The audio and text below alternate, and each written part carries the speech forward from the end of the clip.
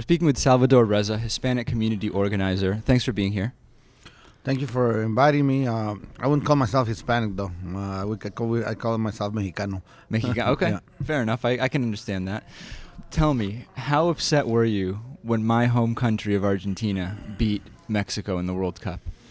Well, I had no hopes for Mexico, so I wasn't too upset. But I was upset when Argentina lost. Yeah. But What was my country your second or choice? Brazil lost. When Brazil, right. I always go for Argentina, Uruguay. I just kind of go geographically, and eventually it was Spain. It wasn't really my first choice, though.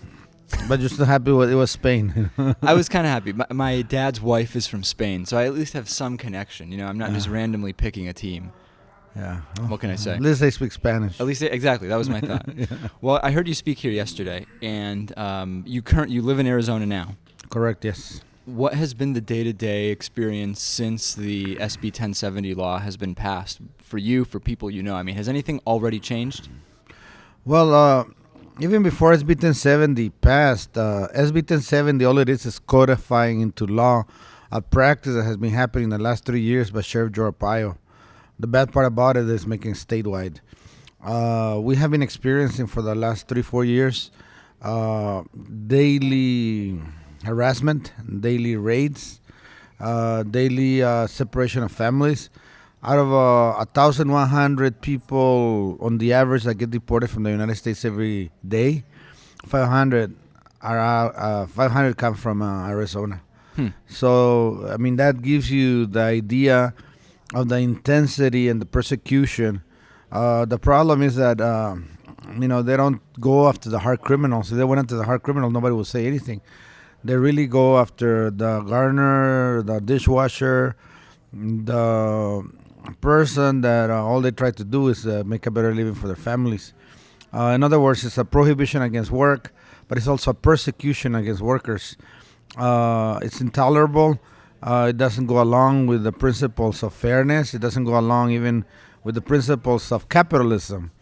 Now, Because some of our audience will hear you say it's not fair, and they will say, well, these people are here illegally. Well, how would you respond to that just simple argument? They're here illegally.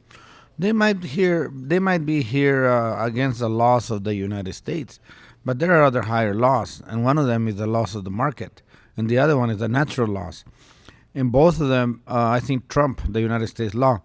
Everybody has the right, according to the Declaration of Human Rights, to feed their families, to seek what it says in the Constitution, love, liberty, and the pursuit of happiness, or something like that, at least liberty in the pursuit of happiness. And the problem is that by doing this, in reality, the United States put themselves in a position of the very country that they like to criticize. I've been to Geneva, Switzerland in 2007, I'm sorry. And I'll probably go again this year. And one of the criticisms that they have is the human rights violations of their migrants. That doesn't say that other countries don't have the problems. That's what they say. Well, Mexico is worse. That doesn't excuse the human rights persecution of a whole population, because it's not only undocumented that get persecuted. It's anybody that has an accent, that looks brown, that fits the profile. The racial profiling is daily. You ask even some of the law enforcement people like Sheriff Joe Arpaio. He says, well, I look at what the shoes they wear, the manner of their talk, how they walk. And, we can tell who's an illegal alien, quote unquote. So it's really an apartheid system that has been implemented in Arizona, is beginning to spread nationwide. The problem with it is that if we want to be the beacon of human rights, for the world, I mean, we're giving a very bad example. But worst of all, we're creating a whole class of young children that are U.S. citizens that have to go and live without their parents, not because they died or anything else, but because they were deported. And many of the parents, they leave their kids here because they want their kids to have better education and they want their kids to have better living conditions. So if one of the parents gets deported, the other parent stays here. It's really bad. The worst part of it, a lot of them have to come back and then get caught again, and it's even worse.